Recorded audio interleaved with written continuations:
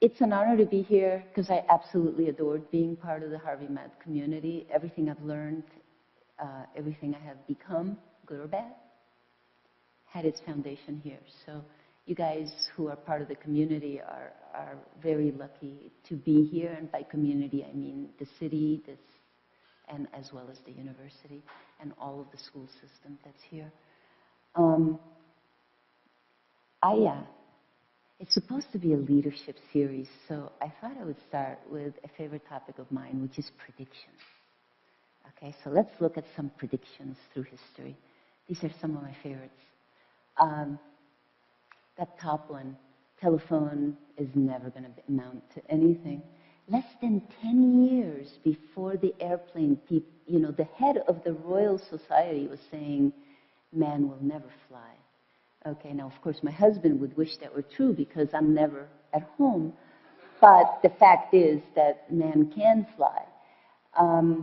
Lots of really interesting predictions about the future of computing, which I think Maria would appreciate. And my favorite prediction is this one. 640K ought to be enough for everybody. Okay, I don't even think anybody who's under 50 knows what a K of memory is, okay? So when you think about this, you say to yourself, how can these brilliant people, how can these brilliant men be so absolutely wrong? Absolutely wrong. And in my mind, the reason is that every prediction is rooted in the past. Every prediction is just an extrapolation of the past.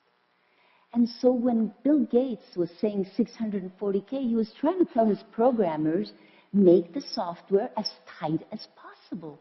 Make it small. He never imagined that we would have a computer in our hands and we'd want to put all our videos and our music and our photos in it. That's not what he was imagining. So his view was related to something that would dramatically change very, very quickly. And that's really the role of innovation. That's really the role of STEM, is to change what's possible, to change the world and change our view of the world, such that things that we couldn't imagine would be possible. So my favorite quote, one of them is from Alan Kay. Do not waste your time predicting. Just go out and do it. Just do it. And so my favorite words are, that'll never work. They said solar power, alternative energy would never work. The reality is that last year there was more renewable energy capacity installed than fossil capacity for power production. The price of solar has gone from $12 to $2.50 per watt. That's what innovation does. It changes things. One of my favorites is this one, that'll never work. Will we ever be able to put an alternate drop-in fuel into an airplane? You can't put ethanol into an airplane. It doesn't have the energy density. What are you going to put in an airplane? It has to be a drop-in fuel. Everybody said you couldn't do it. And the military of the United States actually put a stake in the ground and tried to pull technology that could do this. And they were paying a lot of money to make that industry happen. And everybody was making fun of them. You can see some of the quotes here. Last year, the Navy was able to source fuel for their airplanes and for their ships at $2 a gallon. This is what happens when you enable innovation. In the case of our company, we said this is what the world looks like. We want to use that crap and turn it into something valuable. We want that to be our feedstock, okay? And of course, everybody said it can't be done because they lived in a paradigm where the types of catalysts that could convert something like this were noble metal catalysts, where if you ever put a contaminant in there, you would destroy it, right? So they said, no, you can't do this. You can't treat pollution. You can't use pollution. Well, my view is not only that it can be done, but that it must be done. We cannot live in this world, okay? We cannot live in a world where in India, 25% of the children die for an environmental reason. Breathing the air, drinking the water. This is untenable. This is unacceptable, okay? And the pictures I show you, I use as pictures because it's so obvious when you see a particulate emission, when you see this 2.5 and all this other particulates in the air. But one of the reasons to also clean up our air is greenhouse gases. And when you look at climate change, you know, the Paris Agreement was all about staying below 2 degrees, right? We have to stay below 2 degrees. And if you look at what you're seeing here, we're on a trajectory for almost 4 degrees if we do nothing. If we want to be on the red line, 1.5 to 2 degrees. If we do everything we committed in Paris, we'll be in that red line, 2 to 3 degrees. And so most people will say, well, that's good enough. And, you know, what's 1 degree? What's 1 degree among friends? Well, it's a big deal. Look at the right. This is the potential impact as modeled of what would happen as we go through these degrees. And the top one there says, adaptation highly questionable. They're not talking about polar bears. They're talking about us. They're talking about our ability to live on this planet in the way we choose to live. Okay? I'm Colombian. I was born in Barranquilla. And you know, you had this aha moment when I saw this. This is a United Nations plot. Over there is Colombia's coffee growing regions. The red are the areas that are able to sustain coffee today. On this side, what we expect will happen in 2050. Colombia will not be a coffee growing country in 2050. Okay? Not if we leave climate change the way it is. And it's not just Colombia. Coffee, I drink coffee, I'm sure you all do. It's a $100 million a year economy, and more than 50% of the growing coffee regions will disappear by the year 2050. Okay? Now, they tell us climate change is something that's going to happen in our children's generation. Well, I'm going to be 80 in 2050, and I'm planning to still be around. So this is all going to happen in my lifetime. And think about your lifetimes. It's all going to happen in your lifetimes. This is all a change we're going to live to see. Okay? And climate change is not about sea level rise. Yeah, sure, sea level rise is important. But climate change, as I've just shown you, is a fundamental change to our ecosystem. It's a fundamental change to our way of life. Okay? Don't let anybody fool you into thinking it's anything else. This is real. So, but I'm a mutter, so I love solving problems. So, I believe that we can go to a different world. I call that world a carbon smart world, okay? What people talk about when they talk about climate change is, what they say is keep it in the ground. What they mean by that is, for us to meet this under 2 degree, we need to keep a big chunk of today's fossil resources in the ground, okay? And it's not an insignificant amount, okay? And this is actually not trivial, okay? How are you going to do this when not only are all of our fuels made from fossil carbon, but everything we use, our carpets, our tires for our car, the clothes that we wear, our yoga pants, this is all made from fossil carbon. So we really have to change our sourcing model. And my carbon smart world is a world where you can go into a grocery store or you can go into a store and you'll be able to choose the yoga pants made from freshly squeezed fossil petroleum or from recycled carbon. That's the world I want to create, or at least the world I want to help create. And I think to do that, you need to kind of think a little bit like an MBA. If carbon is precious, we have to segment where we use it, right? Energy. We don't need carbon for energy. Why burn carbon, any carbon for energy, when you can build solar farms and wind farms today that are cost competitive in most parts of the world? You're never going to make a chemical without carbon. By definition, all you chemists know, you need carbon for chemicals. So let's preserve all the carbon for chemicals. Let's preserve it for the fuels that we need. And in as much as possible, just like your recycled bottles, think about carbon as a recyclable material. Think about it being precious enough that it's worth recycling.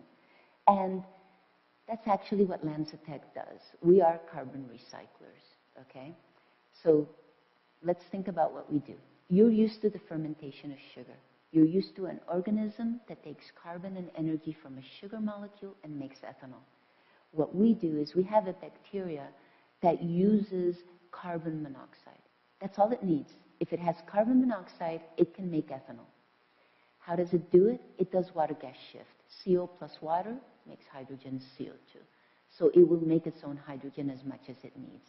If it's got CO2, CO2 has carbon but no energy. So you need to bring in something like hydrogen, okay?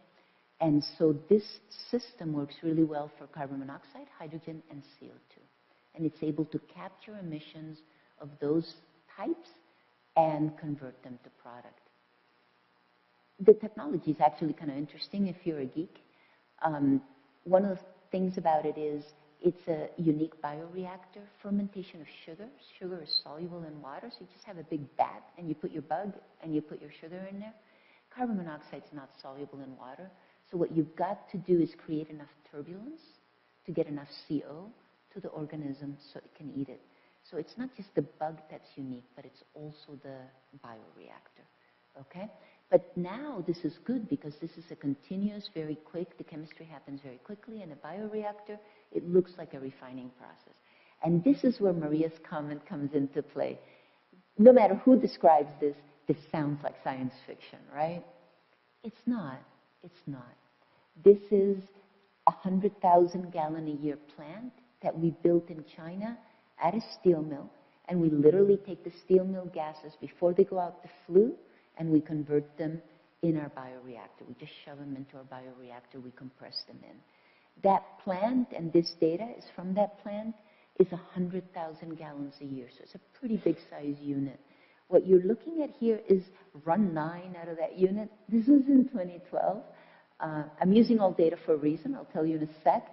But you can see it's a 50-day run, failures of equipment, and yet the bug kept on going. This is really important if you're going to do industrial biotechnology. You can't just stop running because a compressor went down. You wouldn't stop running a refinery because of that. You can't stop here either. So you can see 70% gas uptake, that's the blue line, and high ethanol yield. Today I can get more than 90% CO uptake. But I love this data because when I saw this data, I realized, okay, we're ready for prime time. We're going to scale now. We're going to build our commercial units. And we managed to get a couple of partners. The same one in China that built the demo is now building a commercial, which will be ready this year. So we should be able to put gas in either at the end of this year or early next year. It'll be mechanically complete then. And one with ArcelorMittal, the largest steel company in Europe, in the world, but this plant is in Europe, and it'll be 20 million gallons of production capacity. So this is real. These are people that are willing to commit $100 million a pop to build a commercial production facility to carbon capture. Now, here's the paradigm shift. When you talk about CO2, a lot of people think, man, you're going to kill jobs. This is just a waste of money and time. And that's true because we tend to think of carbon as something that we need to bury in the ground to keep from the atmosphere. Today, it costs more than $140 a ton to put carbon in the ground. So if somebody's carbon capturing and sequestering, by the time they capture and sequester it, it's over $140 a ton. So the paradigm shift is what you really want to do is reuse that carbon, make it your feedstock, so that what happens is, and we're not the only ones trying this, recycle the carbon into products, so instead of burying your money, you're actually making money. Now you've got an economic driver that will make you actually build these facilities. They have an IRR, they have an ROI. So now the CIO, the CFO of the company can get excited about doing this. And my view is that someday these things will all come from recycled carbon, not just from carbon in the ground. And I cannot emphasize enough that this is what we're really trying to do, is change everybody's mind about carbon. So instead of rolling their eyes, they say, woohoo, feedstock of the future. So we said we've made ethanol. The bug knows how to make ethanol. We've worked with Pacific Northwest National Lab to make jet fuel, okay? Drop-in kerosene, synthetic paraffinic kerosene. Virgin Atlantic and Boeing are our partners. We've made 4,000 gallons of jet fuel that we have done quite a bit of testing on. ASTM needs to certify that you can fly on this stuff, so the engine OEMs have their hands on a report that is like this, that has gobs of data, so that they can say, yes, we can fly on this. We have received $4 million from the Department of Energy to build a demonstration scale facility. So instead of making 4,000 gallons, we'll be making 3 million gallons, so that we can do a lot more testing and so that some of these airlines can fly on this fuel. So now imagine, okay, instead of a steel mill just making the steel for the plane, their waste gases are being recycled to make the fuel that powers that plane. Use every last bit of every resource, just like Mother Nature does. Okay, so we've done all this work. We didn't do all this work just to go from CO in a steel mill to ethanol, because it's taken $200 million to get here, and I know my investors aren't going to think that's good enough. And so, but it's a platform. It's a carbon recycling platform. I said you could use CO. I said you could use CO2, and I said you could use hydrogen and any mixture of those. When you think about the feedstock pool, it's huge. You can do industrial gases, you can do refineries, and you can start to think about gasification. You can take biomass as a solid and gasify it to synthesis gas. You'll have CO, you'll have hydrogen, you'll be able to use it. And so that's what we want to do, all through the same type of equipment, the same type of fermenter. And then what you're talking about is a transition also to making biofuels from a high volume, available, point sourced. And this is very important because aggregation of all of this biomass is always difficult. Non-food. And that's what I care about, because I cannot imagine that there'll be a bottle of water in India someday made from sugar. I just can't. Okay, I can't live with that. So it's really important. So today we can make hydrocarbon, jet fuel, like I said, from our ethanol. We can make butanediol. We can make ethylene oxide and EG, but we do that from conversion of our ethanol. So this is kind of the now world, is the world that our bug knows. What it knows how to do naturally, we've done directed evolution on that bug to make sure that it can make some of these products efficiently, but we haven't genetically modified it. We've now done quite a bit of work where we can genetically modify our bug to make new products that are also very important, and I'll talk about that.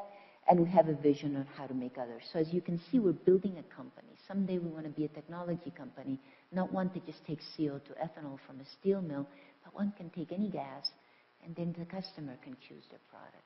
And that's our goal.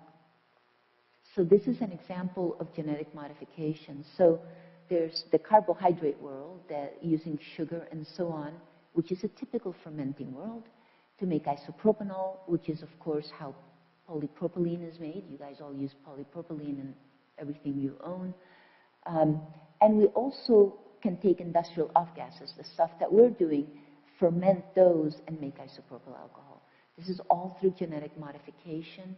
We've now got a bug that can do that effectively and is stable.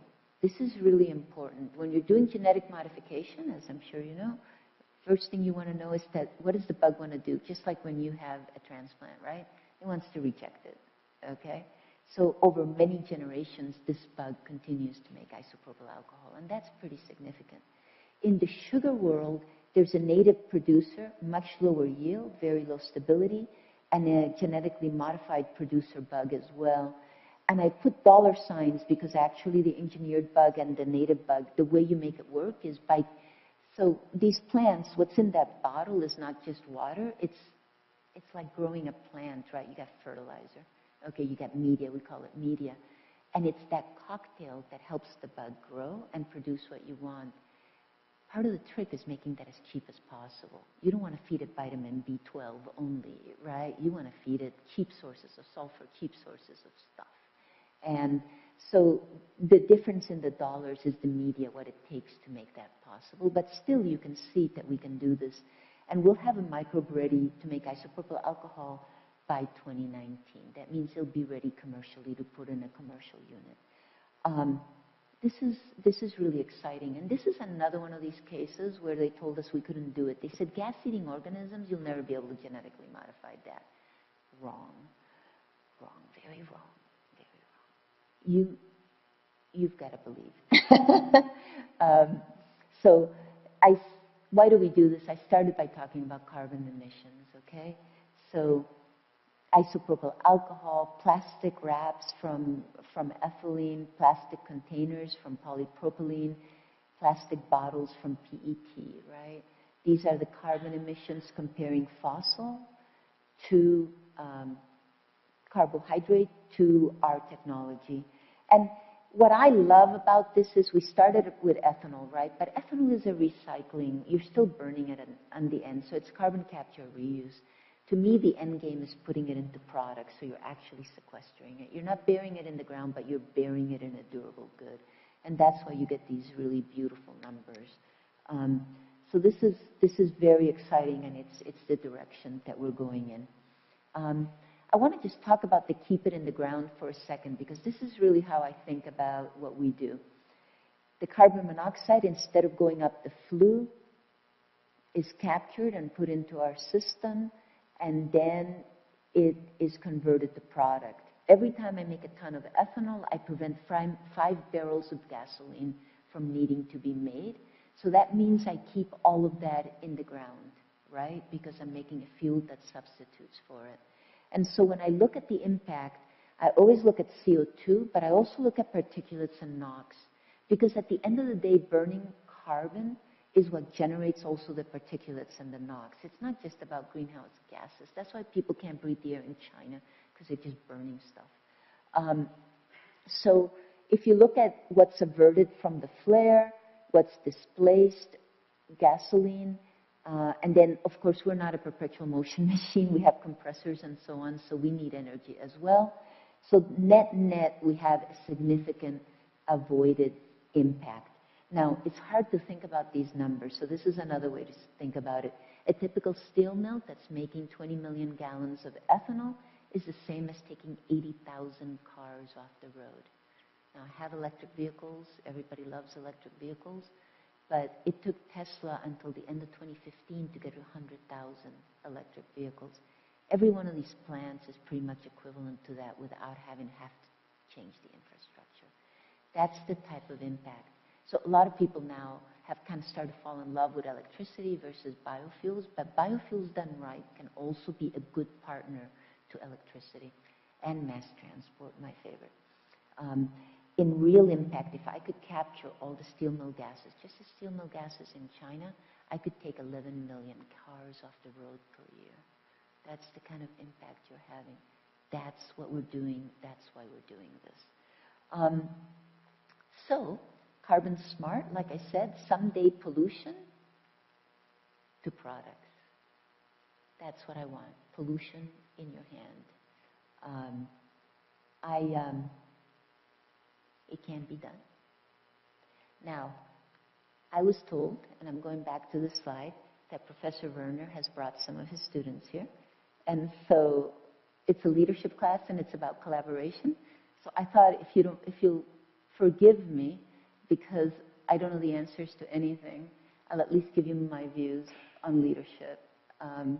So this is the problem I told you about at the beginning. So I want to take that problem into numbers.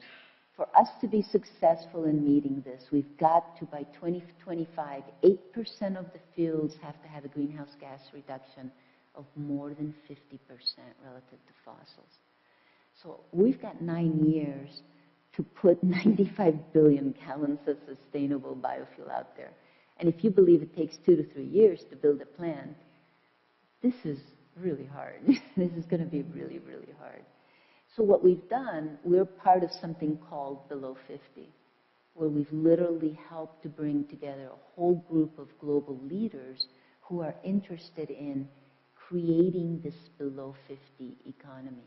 And what I want to point out to you here that's kind of interesting, this isn't just another bunch of biofuel companies hanging out. We've also got end users like United and Audi. We have feedstock suppliers like Copper, Sugar, and ArcelorMittal. It's everybody working together to create an outcome, and that's what you really need. And from a leadership perspective, to solve big problems, you need a lot of diversity of thought, but managing that diversity of thought is really hard because people who think differently. And so you've got to make them come together and align. So that's a leadership lesson that I'm sure you would agree to. And let me just give you a couple of other thoughts, okay? I feel that to really motivate a company to do really, really hard things, you've got to focus on something that matters.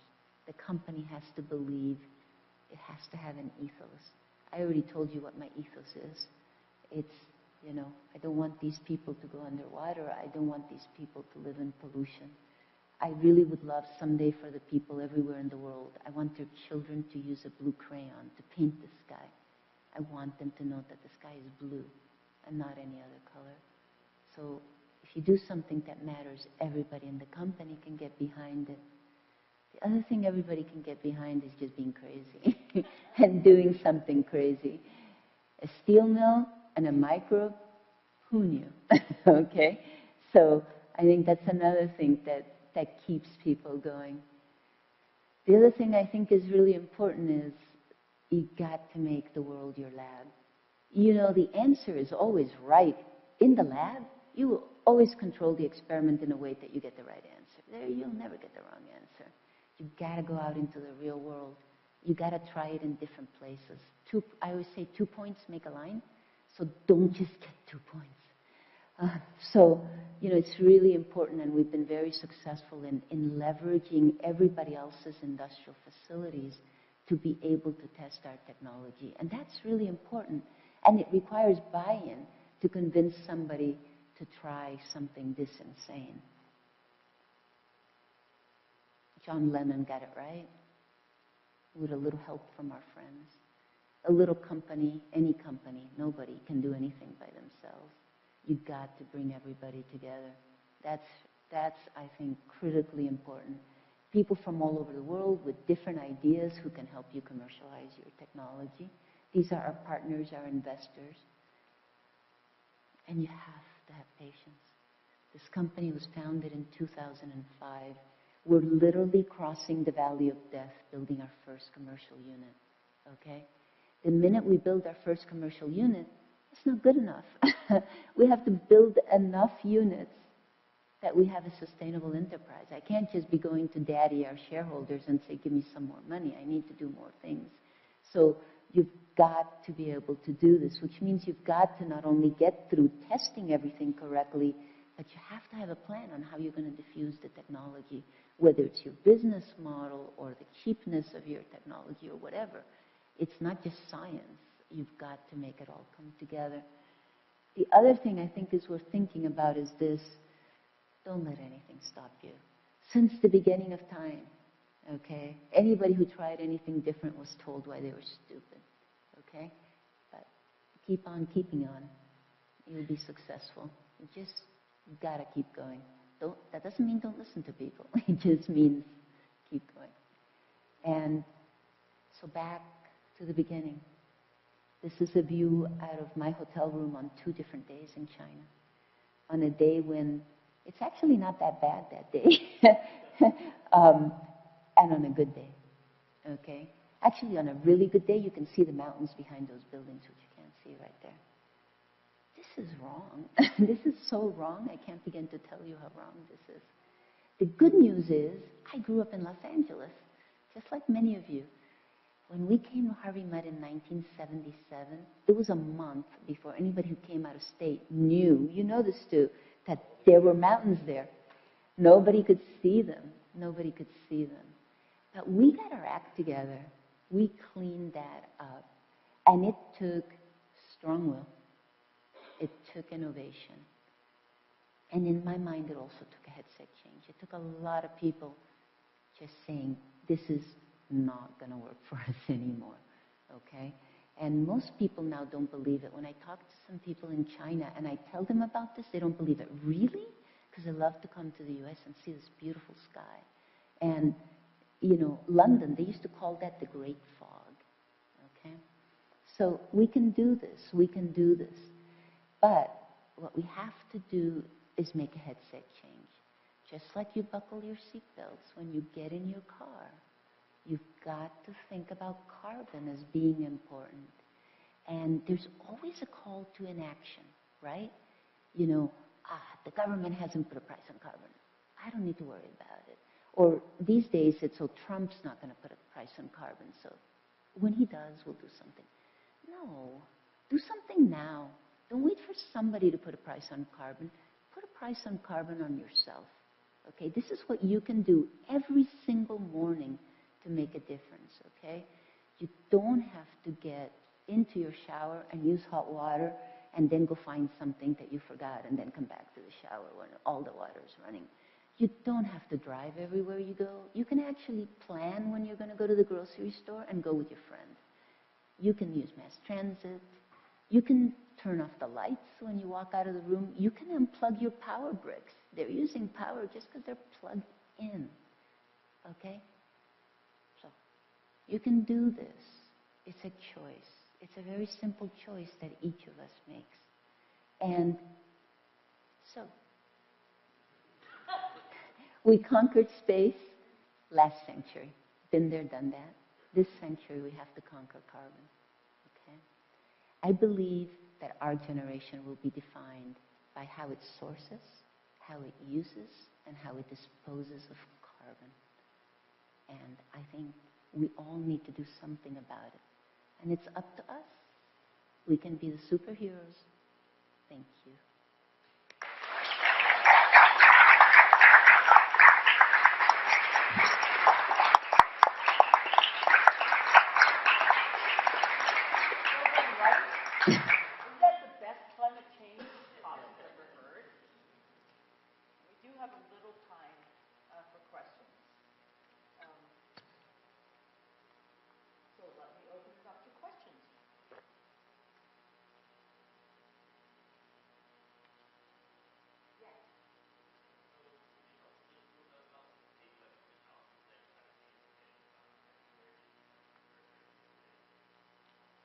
Lots of challenges. So first of all, I should start by saying I'm not the founder of the company. This wasn't my idea. It was founded by Sean Simpson in 2005 in New Zealand. I came in 2010 when they needed to commercialize it. So I just want to make sure you realize that. Challenges are always raising money. You know, you've got to have enough money to make it through your next milestone. And that's really, really hard. Especially years when maybe there's no money or where investors don't happen to be into investing in clean tech.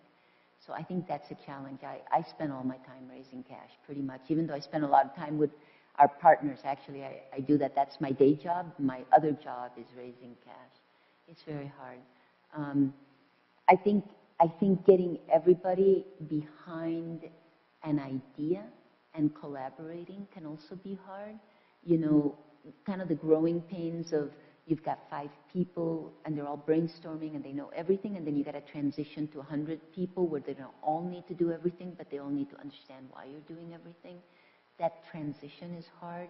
When you start to bring in engineers who have to do production, right? Developing a P&ID for a commercial plant is very different than developing a concept, engineering concept for a new bioreactor.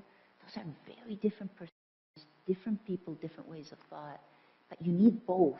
And you don't need both at the beginning, but you start to need both.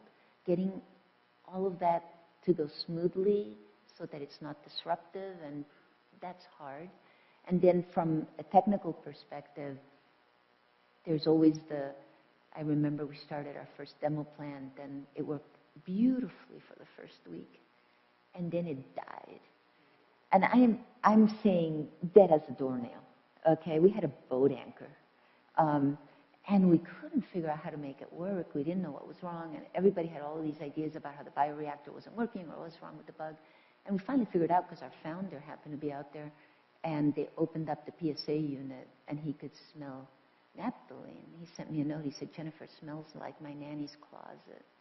And so we knew that's what was going on. But we didn't know, we couldn't measure the contaminants. They were too low level to easily detect. We just... And we did that for a month. I remember walking into a board meeting and trying to explain that to our shareholders, that we basically had no clue. And so, yeah, so there's a lot of technical challenges and a lot of people challenges.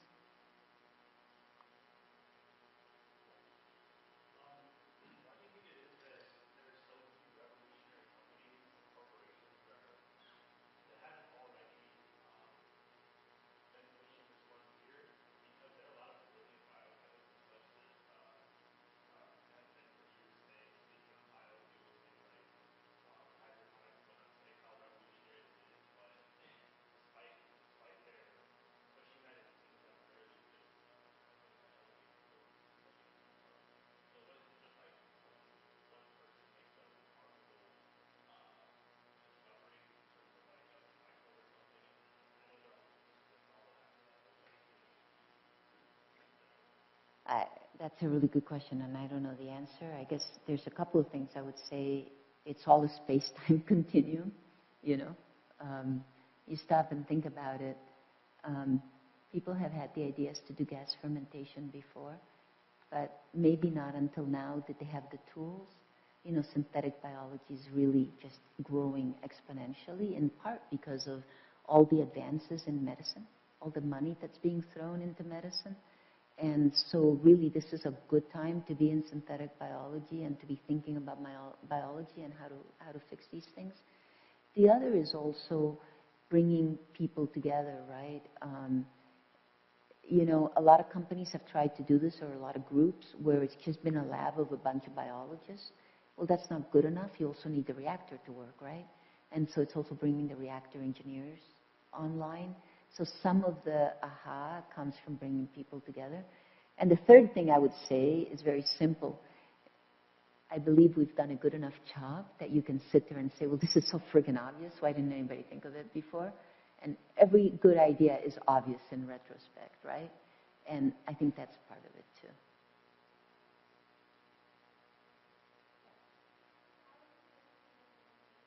I'm sorry, I can't hear you.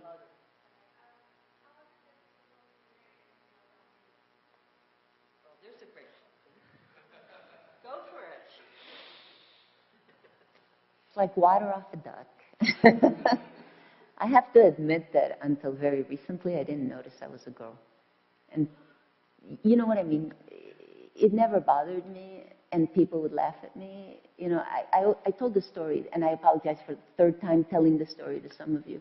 But when I was 17, I told a guy that I wanted to be a chemical engineer, and he said, you realize refineries are really dirty places. I'm like, okay, yeah, I'm really scared of dirt. You know, it's like, but, you know, I think you just keep on doing what you're doing. I will tell you one thing, and in retrospect, you know, being a woman in this field, I know it's been harder for me than it would have been if I were a male, but two things. One is, you cannot let this bother you and consume you.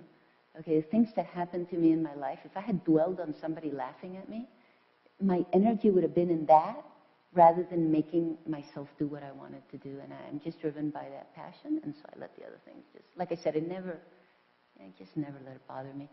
But I will say the other thing, and this is true of being a woman or a man, I am where I am today because my family and my husband supported me. I can be here today because my husband has supported me since I met him at Harvey Mudd. And I can't tell you enough about how important that is. And every successful man or successful woman is successful because of who they're with, I believe. So I don't know if I've answered any question, and you, Maria, would have a completely better or different perspective, but it's my perspective.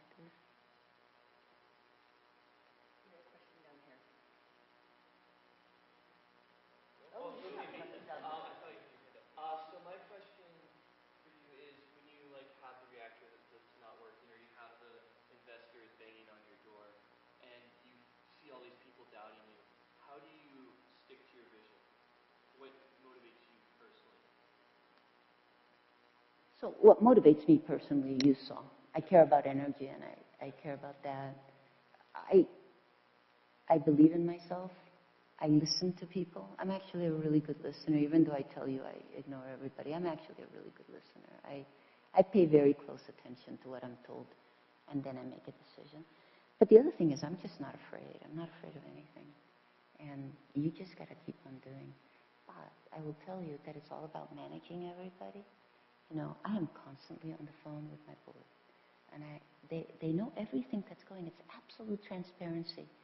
So it's not like I say, surprise, board meeting, it's not working. You know, they know the challenges, they know what it takes, and they're with me every single minute of the day. And I have tremendous mentors, and this goes back to the woman question. It's also about your mentors. You know, I help people, they help me, but you just keep on going. You want to do something, you keep on going. You don't stop. Nothing can stop you. Nothing can stop you. Knock on wood that nothing really terrible happens, that you have no choice but to stop. I've been very lucky that I haven't had that happen. How do you go about convincing a customer that initially finds you? That you what? That initially Finds you and your company. you never convince somebody who finds you crazy. Actually, that's actually one of the most important things. Like when you're doing business development on something like this before it's proven, I can almost 100% of the time tell you when I walk into a room whether they got it or not. If they got it, then I'm going to keep working on convincing them to invest. If I walk into the room and they don't have it, and when I walk out of the room they don't have it, I will never have them. And maybe after I build our first commercial, I might. But you got to pick your battles, yeah? So you can convince somebody, but somebody who thinks it's ridiculous, you can't convince them. The only approach I would also tell you to consider, though, when you're selling is you always sell at very many levels, okay? A lot of times people will tell you, well, you just need to talk to the CEO. I'm going to get you an introduction to the CEO, and the CEO is going to decide, and you're done. You know what the first thing the CEO does as soon as he gets all excited about your idea? You leave the room, he picks up the phone, he calls his CTO, and he says, what do you think of this?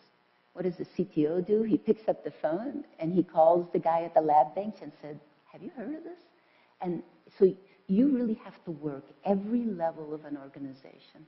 It's not top down, it's not bottom up, it's every level of the organization to be successful. Are you having fun? I love my job. Can you say something about your competition? Yeah. So the two original companies that were doing this, the first person that did some gas fermentation was a guy named Gotti. He was a professor. And he spun out a company that is no longer with us. And another company also started in the sector, and they went out of business, and some of their IPs bought out. So of the three companies in the original sector of gas fermentation, CO fermentation, we're the only ones still standing. There are, however, a lot of other ones coming up. People are now getting really excited about methane fermentation. Others are doing CO fermentation to things other than ethanol. Others are doing CO2 fermentation. And my favorite part of the whole thing is they all compare themselves to us. So that's how I know we're doing well, because they show their slides and they show why are we better than LanzaTech. So I figure, okay, we must be doing something right. But I think there'll be a lot of people doing something similar soon.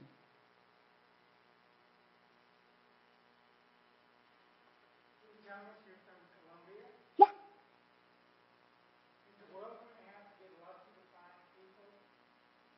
I'm sorry? Is the world going to have to get lucky to find people from you, from societies that are not first world like the United States or Britain or other places? I mean, you must have come here for some reason, just to learn. Yeah. And I'm sure there are thousands, hundreds of thousands in South America who also want to do the same thing. Is the world going to have to get lucky to find these people? Make sure that they get to the United States or get someplace where they get the education you got? That's a great question. So I actually came to the United States because my dad came to the United States, so I was super lucky.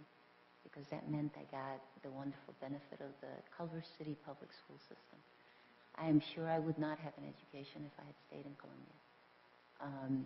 We were lucky that you got that luck too.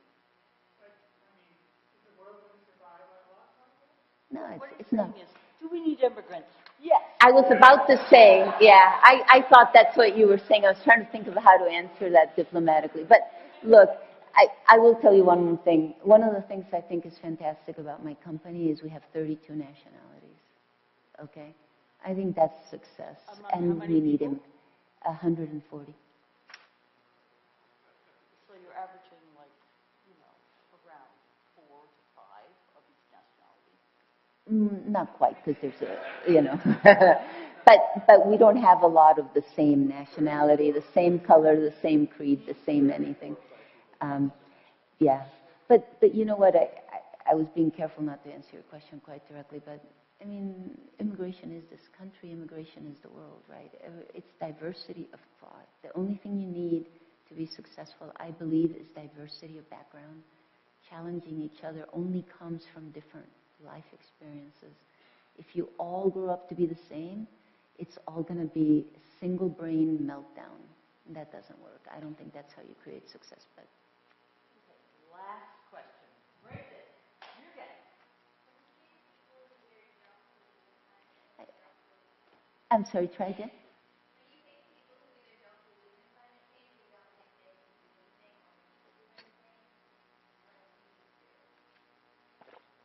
This is actually, by the way, you said I've got a good climate change pitch. I have worked on my climate change pitch for years, and it's changed over time. And the reason I have so much pollution in there is because if you can't get people thinking about climate change, you can usually show them Beijing on a bad day and the particulate emissions, and you can at least convince them that burning carbon all the time is not a good idea.